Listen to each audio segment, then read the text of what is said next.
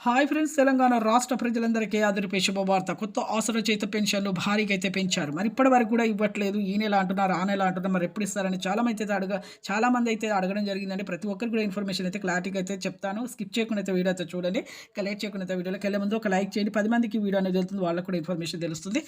ఇక వృద్ధులకి, వితంతువులకి, ఒంటరి మహిళలకు 4000, వికలాంగులకు 6000, హెచ్ఐ, బీడీ, చేనేత, మగ్గం కార్మికులకు 4000, బీడీ కార్మికులకు 2 ఇయర్స్ అయితే ఎక్స్‌పీరియన్స్ అయితే ఉండాలి. డయాలసిస్ వారికి కూడా 4000. ప్రతి ఒక్కరు కూడా Aadhaar card, ration card check చేస్తున్నారండి. ఫేక్ ఉంటున్నాయి. సదరం కూడా ఫేక్ ఉంటుండే. చాలామందికి రద్దు చేస్తున్నారు. ప్రభుత్వ ఉద్యోగం చేసే పిల్లల తల్లిదండ్రులు రద్దు చేస్తున్నారు. 3 ఎకరాల పంట పొలంని, 7 ఎకరాల బీడు భూమిని, అలాగే ఇంట్లో డబుల్ ఫించర్స్ వచ్చే వారు కూడా తీసివేస్తున్నారు. అలాగే ప్రతి ఒక్కరికి కూడా 4 వీలర్ ఉన్నా, బిల్డింగ్స్ ఉన్నా కూడా తీసివేయడం జరుగుతుంది. కారు ఉన్నా కూడా. అలాగే మీకు రైతు భరోసా డబ్బులు కూడా వచ్చిన వారు కూడా తీసివేస్తున్నారండి. ఇలా లేట్ అయింది. అలాగే ఆర్థిక ఇబ్బందుల వల్ల కూడా లేట్ అయింది. 1000 కోట్ల భారం ఇంతకుముందు ఉండేది. ఇప్పుడు అదనంగా మళ్ళీ 2000 కోట్లు కూడా డబ్బులనేది ఖర్చవుతుంది.